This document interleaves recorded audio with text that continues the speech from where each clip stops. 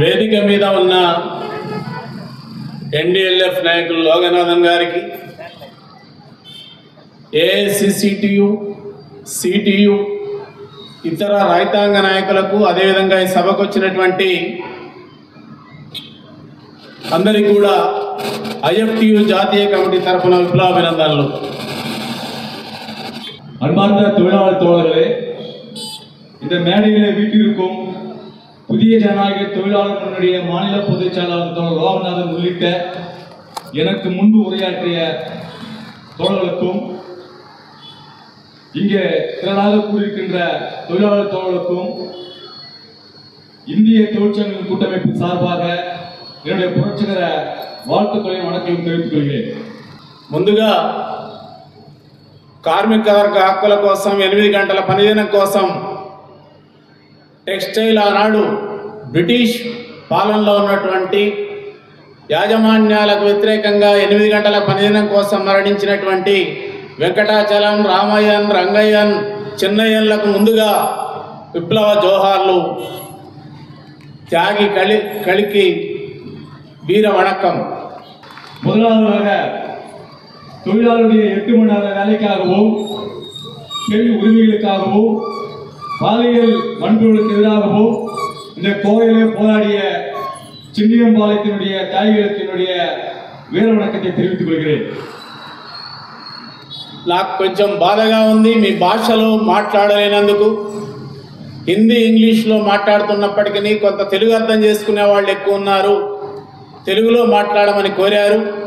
కనుక మీరు దేశంలో భాషా సమస్య కూడా తీవ్రంగా ఉంది. అయినా దేశంలోని సమస్యల, కార్మికుల యొక్క, ప్రజల యొక్క, రైతాంగం యొక్క సమస్యలు ఒకటిగానే ఉన్నాయి.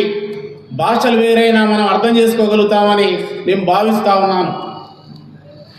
எனக்கு கொஞ்சம் வருத்தமாக இருக்கிறது. நான் இங்கே இந்தியிலும் ஆங்கிலத்தில் தான் பேச வந்திருந்தேன். ஆனால் இந்த பகுதியிலே தெலுங்கு தெரிந்தவர்களும் தெலுங்கு பேசினால் புரிந்து கொள்வர்களும் இருக்கிறார்கள் என்று கூறியதால் நான் தெலுங்கில் பேசினேன். ஆனாலும் இங்கே மொழியில் சில பிரச்சனைகள் இருக்கதான் செய்கிறது. அந்த பிரச்சனையை ஒருவரும் தள்ளிவிட்டு நாம் நமக்கான பிரச்சனைகளை எந்த மொழியில் இருந்தாலும் பேசுவோம் என்று கூறிக்கொள்கிறேன். దేశంలో విప్లవ భావాలతోటి ఐక్యత కలిగినటువంటి సంఘాలుగా, ఎన్డీఎల్ఎఫ్గా, ఐఎఫ్టీగా, కొన్ని సంఘాలుగా దేశంలో అనేక సంవత్సరాలుగా కలిసి ఉద్యమాలు చేస్తున్నాం, కలిసి మీటింగులు నిర్వహిస్తున్నాం. ఐఎఫ్టీ నిర్వహించినటువంటి 2017 అంతర్జాతీయ గని కార్మికుల మహాసభ తెలంగాణలో నిర్వహించినప్పుడు ఎన్డీఎల్ఎఫ్ కూడా భాగస్వామిగా ఉంది.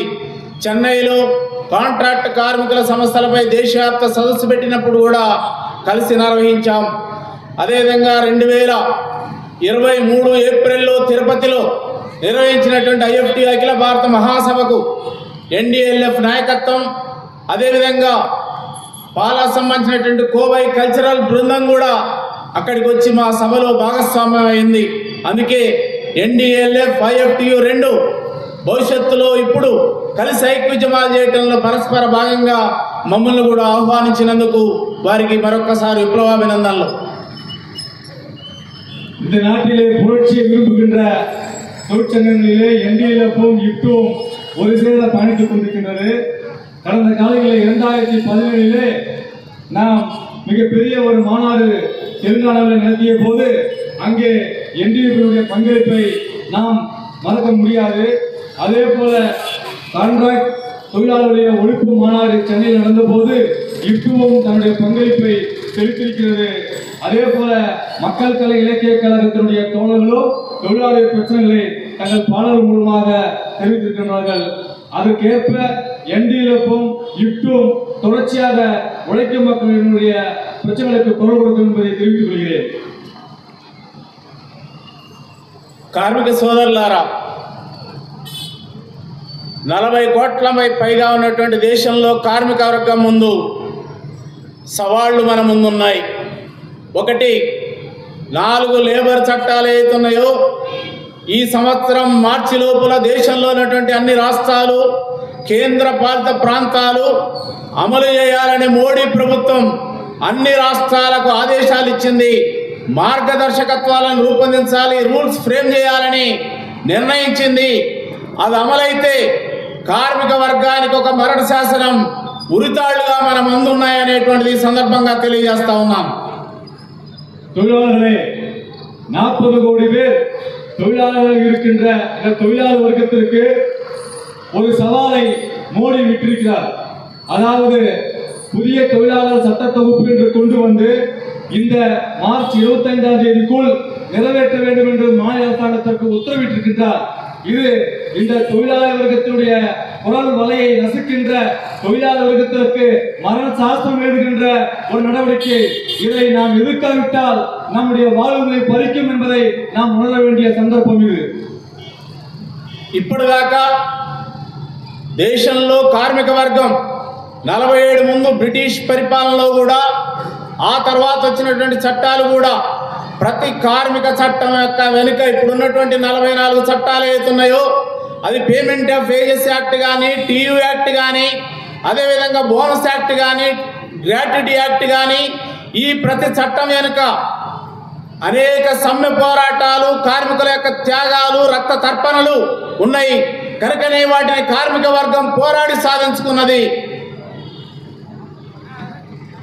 தோழர்களே, இப்போது வரை இருந்து கொண்டிருக்கின்ற சட்டங்கள், அதாவது 1947க்கு முன்னாடி தொழிலாளி வர்க்கம் பெற்ற சட்டங்களாக இருக்கட்டும், அதற்கு பின்பு பெற்ற 44 சட்டங்களாக இருக்கட்டும், இவை அனைத்தும், அதாவது பிஎஃப், போனஸ், கிராஜுவிட்டி போன்ற அனைத்து சட்டங்களும் தொழிலாளி வர்க்கம் ரத்தம் சிந்தி பெற்ற போராட்டங்கள்.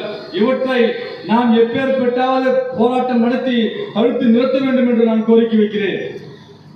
ఈ కార్మిక చట్టాలు మనకు అమల్లో ఉన్నప్పటికీ కూడా ఇవాళ దేశంలో పాలక వర్గాలు, ప్రభుత్వాలు, ప్రధానంగా మోడీ ప్రభుత్వం ఈ దేశంలో కార్మికుల చట్టాలను లేకుండా, ట్రేడ్ యూనియన్ చట్టాలు లేకుండా, కార్మికులు సంఘాలు పెట్టుకోకుండా, ఉద్యమాలు చేయకుండా, సమ్మెలు చేయకుండా ఇవాళ అనేక నిర్బంధ చట్టాలను ప్రయోగిస్తూ ఉంది.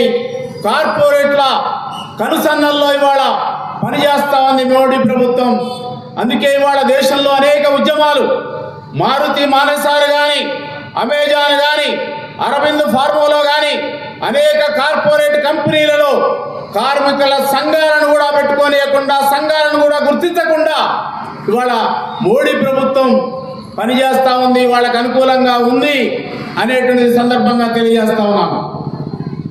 இந்த போராடி பெற்ற சட்டங்கள் அனைத்தையும் நீக்கிவிட்டு தொழிலாளர்கள் தொழிற்சங்கம் வைக்கின்ற உரிமையை பறிக்கின்ற ஒரு நாசகர வேலையை மோடி அரசாங்கம் செய்து கொண்டிருக்கின்றது. குறிப்பாக நாம் மாருதி தொழிலாளர் சங்கத்தினுடைய அனுபவத்தை எடுத்துக் கொள்ளலாம். அதனால் தான் இன்றைக்கு மாருதி போன்ற மிகப்பெரிய ஆலைகளை பணிபுரிகின்ற தொழிலாளர்கள் தொழிற்சங்கம் அமைக்க வேண்டும் என்று தங்கள் உயிரியம் ஆய்த்துக் கொண்டு தொழிற்சங்கம் உரிமைக்காக போராடி கொண்டிருக்கிறார் என்பதை நாம் உணர வேண்டும் தோழர்களே. ఈ 4 లేబర్ కోడ్లు అమలు కాకముందే దేశంలో అనేక మినహాయింపులు ఇచ్చింది ప్రభుత్వం. 8 గంటల పనిదినం అనేటువంటిది కాదు. ఆనాడు చికాగో కార్మిక వర్గం పోరాడి సాధించుకున్నటువంటి 8 గంటల పనిదినాన్ని వాళ్ళ తుంగలో దొక్కి ప్రభుత్వాలు 10 గంటలు, 12 గంటలు, కర్ణాటక అసెంబ్లీ 14 గంటలు పనిచేయాలని ప్రతిపాదన అసెంబ్లీలో పెట్టింది. అదేవిధంగా మాల్స్లో, పెద్ద పెద్ద మాల్స్లో కార్మిక చట్టాలు అమలు కావటం లేదు. అదేవిధంగా ఇవాళ ఇతర రంగ స్పెషల్ ఎకనామిక్ జోన్స్, సెజ్లలో మినహాయింపులు ఇచ్చింది. కార్మిక చట్టాలు, ఇప్పుడున్నటువంటి కార్మిక చట్టాలు అమలు కాకుండా వాళ్ళ కార్పొరేట్ రంగానికి రాయితీలు ఇచ్చింది. ఈ 4 లేబర్ కోడ్లు అమలు కాకముందే మొత్తం కూడా ఇవాళ కార్పొరేట్లకు అనుగుణంగా ఈ చట్టాలను కూడా ఇప్పటికీ అమలు చేస్తున్నటువంటి ఒక పరిస్థితి ఉంది. இந்த லேபர் கோட் என்கின்ற இந்த முறை அமல்படுத்துவதற்கு முன்பே 1886ஆம் ஆண்டு மே நாள் போராட்டம் என்பது நம் அனைவருக்கும் தெரிந்தது. அதாவது சிகாகோ போராட்டம். இந்த சூழல் இருக்கும்போது கர்நாடகா சட்டமன்றத்திலே 14 மணி நேரம் வேலை செய்ய வேண்டும் என்று சட்டமன்றத்திலே வரைவு கொண்டு வருகிறார்கள். இப்போது மார்ச் 25இல் நாடு முழுக்க கொண்டு வர மத்திய அரசாங்கம் உத்தரவிட்டிருக்கின்றது. இது ஒரு புறம் பார்த்தால் சிறப்பு பொருளாதார மண்டலம் என்கின்ற அந்த கார்பரேட்டுகளுடைய முதலாளிகளுக்கு அரசாங்கம் மானியத்தை கொடுத்துக் கொண்டிருக்கின்றது. 4 கோடி என்கின்ற அந்த பில் வருவதற்கு முன்பே அந்த மானியங்களை தொழிலாளர்களுக்கு வெட்டி விட்டு முதலாளிகளுக்கு கூடுதலாக கொடுக்கின்ற ஒரு முறையை மோடி கொண்டு வரப்போகிறார். ఈ 4 లేబర్ కోడ్ల యొక్క లక్ష్యం ఏమిటి? ఎందుకు తెచ్చారు? ఇలా భారతదేశంలో మోడీ ప్రభుత్వం గత 10 సంవత్సరాలుగా దేశంలో ఉన్నటువంటి అన్ని రంగాల ప్రభుత్వ రంగ పరిశ్రమల్ని మొత్తం కూడా సహజ వనరుల్ని సహజ సంపదల్ని మొత్తం కూడా కార్పొరేట్ రంగానికి అప్పచెప్తా ఉంది. 24% నుంచి 100% దాకా నవరత్న మహారత్న మినిరత్న కంపెనీలు లాభాలు వచ్చే పరిశ్రమలు ఈ దేశంలో జాతీయ ఆదాయాన్ని పెంచేటువంటి పరిశ్రమల్ని 24% నుంచి 100% దాకా మొత్తం కార్పొరేట్ రంగానికి అప్పచెప్తా ఉంది.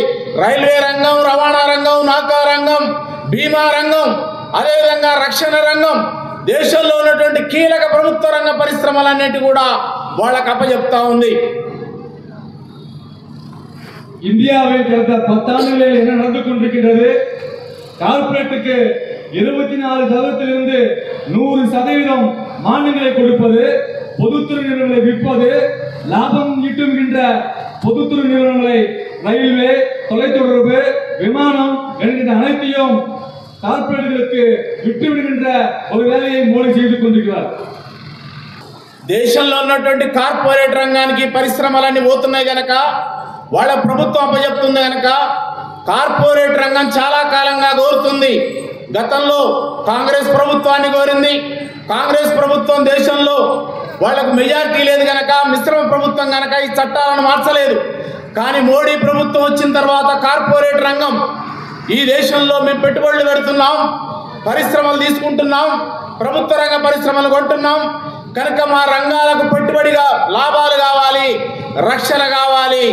రక్షణ కావాలంటే, లాభాలు రావాలంటే మరింతగా మీ దేశంలో ఉన్నటువంటి ఈ దేశంలో ఉన్నటువంటి కార్మిక వర్గానికి ఉన్నటువంటి సమ్మె హక్కులు, సంఘ హక్కులు, సంక్షేమం ఏతున్నాయో ఇవి మా లాభాలకు అడ్డంకిగా ఉన్నాయి.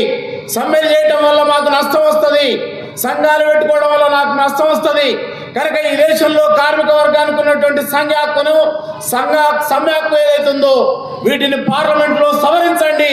అప్పుడు మాకు పెట్టుబడులు, అదేవిధంగా మాకు లాభాలు వస్తాయి, మరింత మాకు ఆదాయం వస్తుంది అనేటువంటి ప్రతిపాదన పెట్టింది. దానికి అనుగుణంగా మోడీ ప్రభుత్వం పార్లమెంట్లో చట్ట సవరణ చేసింది. இந்த நாட்டில் இருக்கின்ற கார்ப்பரேட்டுடைய கோரிக்கைகளுக்கு ஆதரவாக கடந்த கால ஆட்சியை காங்கிரஸ் கார்ப்பரேட்டுடைய கோரிக்கைகளுக்கு பெரிதாக செவிசாய்க்கவில்லை என்றால் பெரும்பான்மை இல்லை என்கின்ற அடிப்படையிலே தற்போது மோடி வந்த பிறகு தாங்கள் பெரும்பான்மையாக இருக்கிறோம் என்கின்ற அந்த நினைப்பிலே இன்றைக்கு முதலாளிகளுடைய கோரிக்கையை, அதாவது லாபம் வர வேண்டும், இந்த நாடு வளர்ச்சி அடைய வேண்டும் என்றால் முதலாளிகளுக்கு லாபம் வர வேண்டும் என்கின்ற அடிப்படையிலே தொழிலாளர்களுடைய சங்கம் அமைக்கும் உரிமையை முதலில் பறிக்க வேண்டும்.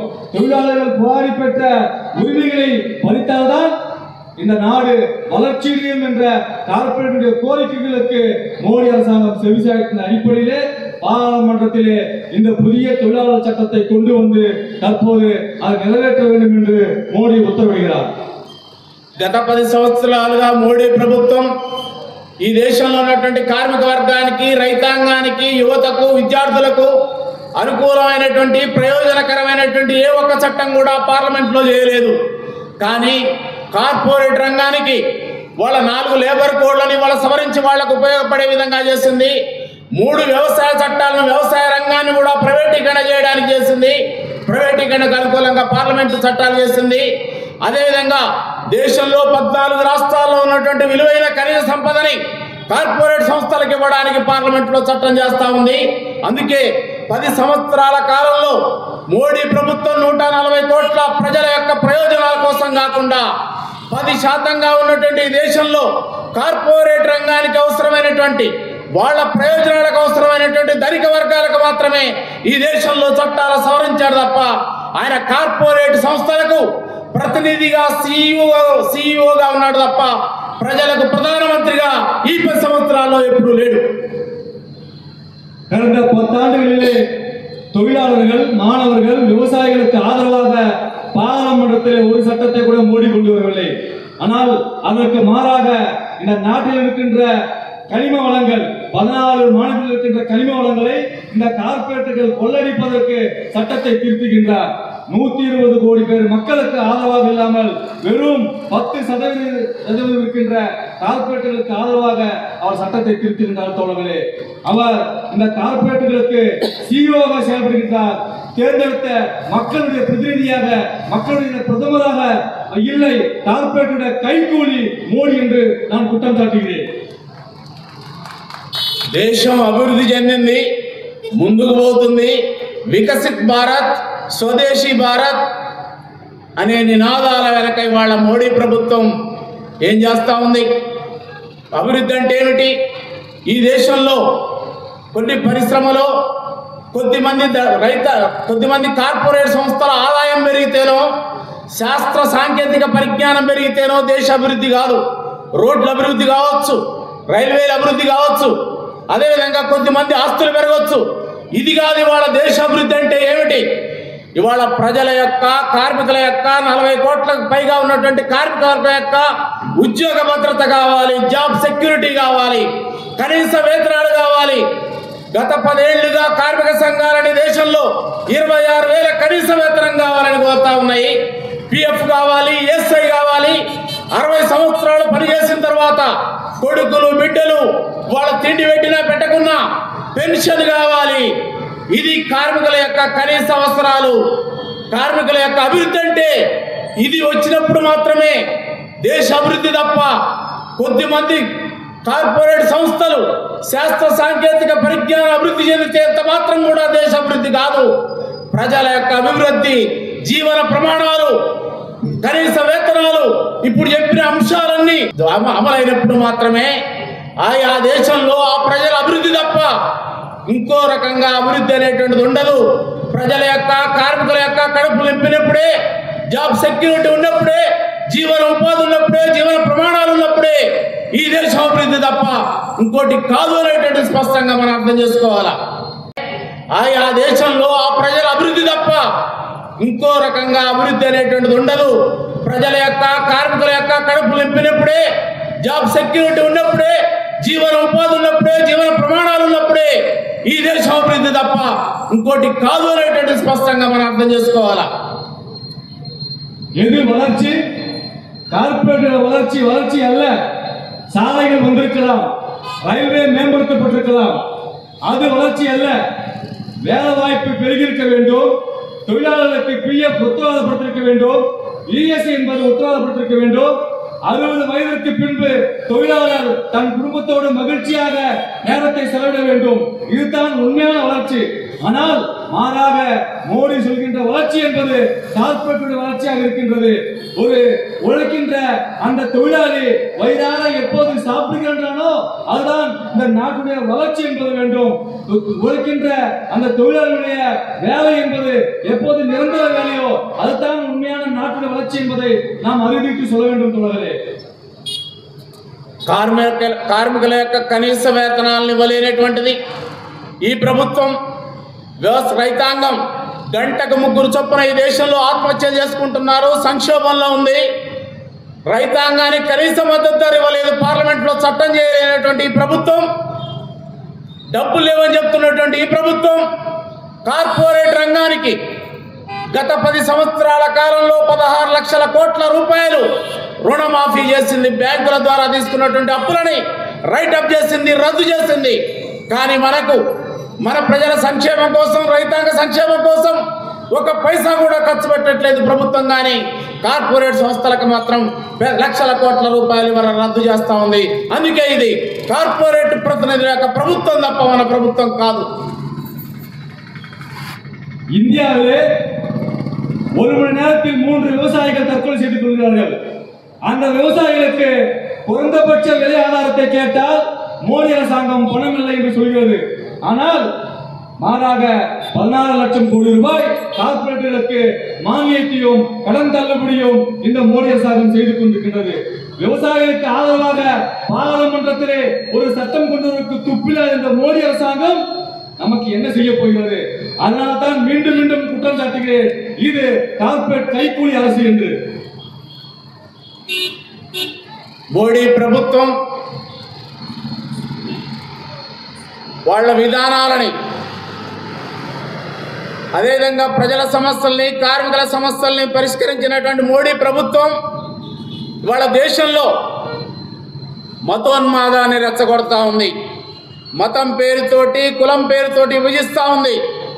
ప్రజలు ఏ తిండి తినాలి, ఏం చదవాలి, ఏం బట్టలు కట్టుకోవాలి, ఒకే దేవుడు, ఒకే మతం, ఒకే భాష, ఒకే ఎన్నిక పేరుతోటి ఇవాళ ప్రజల సమస్యలను పక్కదారి పట్టించి దేశంలో మత విశ్వాసాలని వాళ్ళ రెచ్చగొట్టి ఇవాళ హిందూ ఫాసిజాన్ని వాళ్ళ తీసుకొచ్చి ఇవాళ ప్రశ్నించే గొంతుకల మీద నిర్బంధ విధానాన్ని వాళ్ళ కొనసాగిస్తూ ఉంది.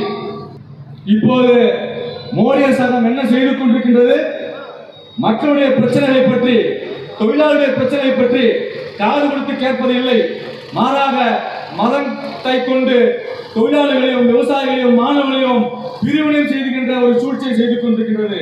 நீ என்ன உணவு உண்ண வேண்டும், நீ என்ன உடையை உடுத்த வேண்டும் என்கின்ற ஒரு உத்தரவை மோடி அரசாங்கம் இங்கே போட்டுக் கொண்டிருக்கின்றது. ஒரே கடவுள், ஒரே மதம் என்று இங்கே உத்தரவு போட்டுக் கொண்டிருக்கின்றது. இந்து பாசிசம், அதாவது காபி பாசிசம் என்கின்றது என்ற ஒரு நிலையை நாடு முழுக்க மோடி அரசாங்கம் கொண்டு வந்திருக்கிறது. ప్రజల సమస్యలను పరిష్కరించలేని, కార్మికుల సమస్యలను పరిష్కరించలేని ప్రభుత్వం మన ఉద్యమాలు చేస్తూ ఉంటే, రైతాంగం ఉద్యమాలు చేస్తూ ఉంటే, కార్మిక వర్గం ఉద్యమాలు చేస్తూ ఉంటే, ఈ దేశంలో హక్కుల కోసం ఉద్యమాలు చేస్తున్నటువంటి వాళ్ళ మీద అర్బన్ నక్సలైట్ల పేరుతోటి ఎన్ఐఏ కేసులు, అదేవిధంగా ఉపా కేసులు ఇవాళ మోపి మొత్తం ఇవాళ అందరినీ కూడా నిర్బంధ విధానాలను ఇవాళ కొనసాగిస్తూ అరెస్టులు కొనసాగిస్తున్నటువంటి పరిస్థితి ఉంది. వాళ్ళ విధానాలను వ్యతిరేకించినటువంటి వాళ్ళు ఈ దేశంలో సంపదంతా ప్రజలకు ఉండాలి, ప్రజల ఆస్తులన్నీ కూడా ఉండాలి, ప్రజలకే ఉండాలి, కార్పొరేట్ శక్తులకు, విదేశీ శక్తులకు పోవద్దు అని ప్రశ్నించే గొంతుకలని ఇవాళ దేశద్రోహులు అంటుంది. అదే జాతీయత పేరుతోటి, స్వదేశీ పేరుతోటి ఈ దేశంలో ఉన్నటువంటి సహజ వనరులు మొత్తం కూడా విదేశీ, స్వదేశీ సంస్థలకు అమ్ముతున్నటువంటి బీజేపీ ప్రభుత్వం అది ఇవాళ దేశద్రోహకర విధానాలను అనుసరిస్తూ ఉంది. వాళ్ళు దేశద్రోహులు. ఆ సంపద మనకు కావాలి, మన దేశం అభివృద్ధి చెందాలని పోరాడుతున్నటువంటి మనం నిజమైనటువంటి దేశభక్తితో అనేటువంటి శక్తులం మనం. బీజేపీ విధానాలు ఇవాళ దేశద్రోహకరమైనటువంటి విధానాలు మన ముందున్నాయి. மக்கள் தங்கள் பிரச்சனைகளுக்கு போராடுகிறார்கள், தொழிலாளர்கள் போராடுகிறார்கள். ஆனால் இங்கே மக்கள் பிரச்சனையை பற்றி போராடும் போது மோடி அரசாங்கம் அவளை முத்திரை குத்துகிறது. அதாவது அர்பன் நக்சல் என்று முத்திரை குத்துகிறது. மாறாக மக்கள் பிரச்சனைக்காக போராடுவர்களை கருப்பு சட்டங்களை கொண்டு வந்து, ஊபா போன்ற மிக கொடிய சட்டங்களை கொண்டு வந்து மக்கள் பிரச்சனைக்காக போராடுகின்ற அறிவிஷயங்களை ஒடுக்குகிறது. சிறை சித்திரவதை என்கின்ற வகையிலே இங்கே கடந்த 10 ஆண்டுகளில் செய்து கொண்டிருக்கிறது. மக்கள் சொத்துக்களுக்காக மக்கள் சொத்துக்களை விற்கப்படாது என்று போராடுபவர்கள் தேச துரோகி என்று முத்திரை சொல்கிறார்கள். தோழர்களே, தேச துரோகிகள் நாம் அல்ல, இந்த கார்பரேட்டுகளுக்காக வேலை செய்து கொள்கின்ற பிஜேபி கட்சியின் தலைவர் மோடிதான் தேச துரோகி என்று நான் இங்கு அறிவித்துக் கொள்கிறேன். தோழர்களே, దేశంలో సమసమాజం రావాలి, కార్మిక వర్గం రాజ్యం రావాలి, ఈ దేశంలో కార్మిక వర్గ రాజ్యం రావాలని పోరాడుతున్నటువంటి విప్లవ సంస్థల మీద ఆపరేషన్ కగార్ పేరుతో ఇవాళ దేశంలో నరహంతక వాళ్ళ మొత్తం అన్ని దళాలు, పోలీసుల్లో ఉన్నటువంటి అన్ని రకాల దళాలు మొత్తం కూడా ఇవాళ సెంట్రల్ ఆసియా, మధ్య భారతదేశంలో మొత్తం కూడా నిలబడి ఇవాళ ఎన్కౌంటర్లు కొనసాగుతుంది, బూటకు ఎన్కౌంటర్లు కొనసాగిస్తుంది. ఆపరేషన్ కగార్ పేరుతోటి 2026 మార్చి వరకు ఈ దేశంలో విప్లవ శక్తుల్ని, కమ్యూనిస్ట్ శక్తుల్ని లేకుండా చేస్తానని ఇవాళ అమిత్ షా ప్రకటించాడు. ఈ సందర్భంగా నేను తెలియజేస్తా ఉన్నాను, మోడీ ప్రభుత్వం కంటే ముందు ఈ దేశంలో 77 సంవత్సరాలుగా అనేక ప్రభుత్వాలు వచ్చినాయి. ఈ కమ్యూనిస్టు పార్టీలని, అదేవిధంగా విప్లవ సంస్థల్ని అణచివేస్తున్న ప్రభుత్వాలు కాలగర్భంలో కలిసిపోయినాయి.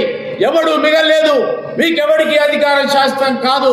కానీ మా భావజాలం శాశ్వతం, మా విధానం శాశ్వతం, మా సిద్ధాంతం శాశ్వతం.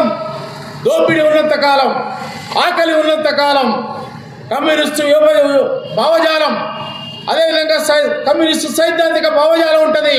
కనుక అమిత్ షాలు, మోడీలు ఎవరు కూడా విప్లవ సిద్ధాంతాన్ని, విప్లవ సంస్థల్ని అరచలేరు. మీరు శాశ్వతం కాదు, మేము శాశ్వతం, మా సిద్ధాంతం శాశ్వతం అని ఈ సందర్భంగా తెలియజేస్తా ఉన్నాను. இந்த நாட்டிலே உழைக்கும் மக்களுடைய அதிகாரம் வர வேண்டும் என்று போராடுகின்ற புரட்சியாளர்களை ராணுவத்தை வைத்து ஒடுக்கின்ற வேலையை இந்த அரசாங்கம் செய்து கொண்டிருக்கின்றது. என்ன நடந்தது? இந்த நாட்டுடைய மத்திய இந்தியாவிலே மக்களுக்காக போராடுகின்ற புரட்சியாளர்களை அமித்ஷா நான் ஒடுக்குவேன் என்று சவால் விடுகின்றார். ஆனால் அமித்ஷாவுக்கு கூறிக்கொள்கின்றேன், ஒரு 70 ஆண்டுகளுக்கு முன்பு உன்னை போன்று வந்த ஆட்சியாளர்களின் நிலை என்ன ஆனது? மக்களுக்காக போராடுகின்ற புரட்சியாளரை ஒடுக்குகிறேன் என்று சொன்ன ஆட்சியாளர்கள் காணாமல் சென்றுவிட்டார்கள். அதே நிலைமைத்தான் இன்று அமித்ஷாவுக்கு வருகின்றதை நான் இங்கு தெரிவித்துக் கொள்கின்றேன். எங்களுடைய சித்தாந்தம் நிலையானது, எங்களுடைய சித்தாந்தம் உறுதியானது. பசி இருக்கும் வரை, பட்டினி இருக்கும் வரை எங்களுடைய கம்யூனிஸ்ட் சித்தாந்தம் என்பது இருக்கும் என்பதை நான் தெரிவித்துக் கொள்கிறேன். 4 లేబర్ కోళ్లని వెనక్కు కొట్టపోతే నేను ఇందా చెప్పినాను, అది మనకు మరణ శాసనం. అది ఉరితాళ్ళు 2025 వరకు, మార్చి వరకు అమలు చేస్తానంటాడు. ఏం చేయాలి మనం? నేను అనేది ఒకటే, భారతదేశంలో 40 కోట్లకు పైగా ఉన్నటువంటి కార్మిక వర్గం గతంలో 8 గంటల పని దినం కోసం మన పూర్వీకులు ఎట్లయితే నిరవధిక సమ్మెలు కొనసాగించారో, కార్మిక వర్గం కూడా ఇవాళ దేశంలో ఉన్నటువంటి కేంద్ర కార్మిక సంఘాలు, రాష్ట్రాల్లో ఉన్నటువంటి అన్ని సంఘాలను కలుపుకొని ఐక్యంగా ఒకే గొడుగు కిందికి తెచ్చి నిరవధిక సమ్మెలు చేయాల్సినటువంటి అవసరం ఉంది. నిరవధిక సమ్మెలు చేయటం అంటే ఈ ప్రభుత్వాన్ని స్తంభింపజేయాలి. ఆర్థిక వ్యవస్థను, రాజకీయ వ్యవస్థను నిరవధిక సమ్మె పిలుపు ద్వారా స్తంభింపజేసినప్పుడు ప్రభుత్వాలు, యాజమాన్యాలు మనతో చర్చలకు వస్తాయి. అది అనివార్యం. ఎందుకంటే కేవలం 15 కోట్ల మంది రైతాంగం 3 వ్యవసాయ చట్టాలు ప్రైవేటీకరణకు వ్యతిరేకంగా ఢిల్లీ నడివీధుల్లో సంవత్సర కాలం ఉద్యమం చేసినాయి. 700 మంది చనిపోయారు. వర్షాకాలం, చలికాలం, ఎండాకాలం 3 కాలాల్లో కూడా అక్కడ నిలబడి బీజేపీ ప్రభుత్వానికి వ్యతిరేకంగా నిలబడ్డారు, ఎదిరించారు. కేంద్ర ప్రభుత్వం, కేంద్ర మంత్రులు దిగొచ్చి వ్యవసాయ సంఘాలతోటి, రైతాంగంతో చర్చలు జరిపింది. ఆ చట్టాలను వెనక్కి తీసుకుంది పార్లమెంటులో. అది అసంఘటిత రంగం. మూలకొకలు, చెట్టుకొకలు, పుట్టకొకలు ఉన్నటువంటి వ్యవసాయ రైతాంగమే ప్రభుత్వాన్ని వంచగలిగినప్పుడు 40 కోట్ల శక్తి కలిగినటువంటి చైతన్యవంతమైనటువంటి కార్మిక వర్గం ఈ నల్ల చట్టాలకి, 4 కోళ్లకు వ్యతిరేకంగా, మనకు మరణ శాస్త్రం లాంటి ఈ చట్టాలకు వ్యతిరేకంగా మన నిరవధిక సమ్మె చేయలేము అని అడుగుతున్న ఆ శక్తి ఉంది.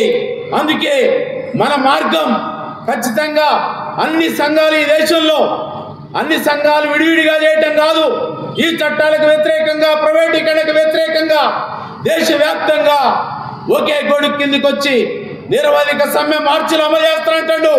మార్చి నుంచి మన దేశంలో 40 కోట్ల మంది మనం కార్మిక వర్గం వీధుల్లోకి వచ్చి ఉద్యమాలు చేస్తే ప్రభుత్వం దిగి వస్తుంది తప్ప, లేకపోతే వాటిని మనం అనుభవించాల్సి వస్తుంది అనేటువంటిది ఈ సందర్భంగా తెలియజేస్తా ఉన్నాను. நான் ஏற்கனவே கூறியபடி இந்த புதிய தொழிலாளர் சட்ட தொகுப்பை வாபஸ் வாங்காவிட்டால் அது தொழிலாளர்களுக்கு விடப்பட்டிருக்கின்ற மரண சாசனம். நாம் என்ன செய்ய வேண்டும்? கடந்த காலங்களிலே மோடி அரசாங்கத்தினுடைய தொழிலாளர் விரோத போக்கை எதிர்த்து ஆங்காங்கே தனித்தனியாக போராட்டம் நடத்தினோம். இப்போது நான் சொல்கிறேன், நாம் அனைவரும் தொழிலாளர்கள், அனைத்து தொழிற்சங்கங்களும் ஒரு குடையின் கீழ் வர வேண்டும். இந்த தொழிலாளர் சட்ட தொகுப்பை எதிர்த்து, இந்த மோடி அரசாங்கத்தை எதிர்த்து நாம் ஒரு குடையின் கீழ் போடும் போது மோடி அரசாங்கத்தை நிலைக்குலைய செய்ய வேண்டும். அப்போதுதான் இந்த சட்டம் வாபஸ் வாங்கப்படும். தோழர்களே, அதற்கு மிக சிறந்த உதாரணம் ஆங்காங்கே இருக்கின்ற விவசாய பெருமக்கள் இந்த மோடி அரசாங்கம் கொண்டு வந்த புதிய வேளாண் சட்டத்தை எதிர்த்து தில்லி தலைநகரிலே மழை என்றும் போராமல், பனி என்றும் போராமல் 700 விவசாயிகள் தன்னுடைய இன்னுயிரை ஈர்த்து மோடி அரசாங்கத்துக்கு கொடுத்த சவால் மோடி அரசாங்கம் அடிபணிந்து விவசாயிகளுடைய காலில் மண்டிட்டது.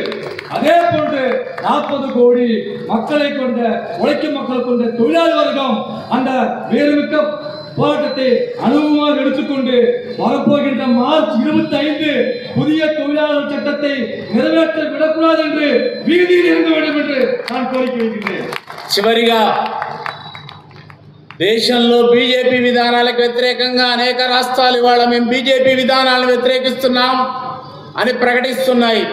మీ సందర్భంగా తెలియజేసేటువంటిది, ఈ దేశంలో ఉన్నటువంటి బీజేపీ వ్యతిరేక పార్టీలన్నీ కూడా, బీజేపీ వ్యతిరేక ప్రభుత్వాలన్నీ కూడా కార్మిక వర్గానికి వ్యతిరేకమైనటువంటి 4 లేబర్ కోడ్లకు వ్యతిరేకంగా నిలబడతారా లేదా చెప్పాల్సిన అవసరం ఉంది.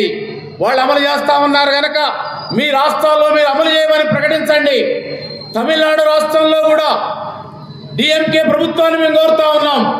నిజంగా మీరు బీజేపీ వ్యతిరేక శక్తులుగా నిలబడితే, బీజేపీ విధానాలను వ్యతిరేకిస్తే మార్చిలో అమలు కాబోయేటువంటి 4 లేబర్ కోడ్లని ఈ రాష్ట్రంలో మేము అమలు చేయం, మీ కార్మిక వర్గ పక్షపాతులం అని మీరు నిరూపించండి. మీరు నిలబడండి, శాసనసభలో తీర్మానం చేయండి, అమలు చేయమని ప్రకటించండి. దేశంలో ఉన్నటువంటి బీజేపీ వ్యతిరేక ప్రభుత్వాలని ఆ విధానాన్ని మీరు పాటించండి. బీజేపీ విధానాలకు వ్యతిరేకంగా కార్మిక వర్గం బట్టి నిలబడాలి. లేకపోతే మీరు కూడా కార్మిక వ్యతిరేక పార్టీలుగా ఉంటారు. మీకు వ్యతిరేకంగా కూడా మీ ఉద్యమం చేయాల్సి వస్తుందని సందర్భంగా తెలియజేస్తా ఉన్నాం. தற்போது அனைத்து மாநிலங்களும் பிஜேபி ஆட்சிக்கு எதிரான ஒரு கருத்தொற்றுமையில வந்திருக்கின்றார்கள். அனைத்து மாநில அரசாங்கங்களும் வரப்போகின்ற மார்ச் 25 இந்த புதிய தொழிலாளர் சட்டத்தை நாங்கள் நிறைவேற்ற மாட்டோம் என்று மாநில அரசாங்கங்கள் சொல்ல வைக்க வேண்டும்.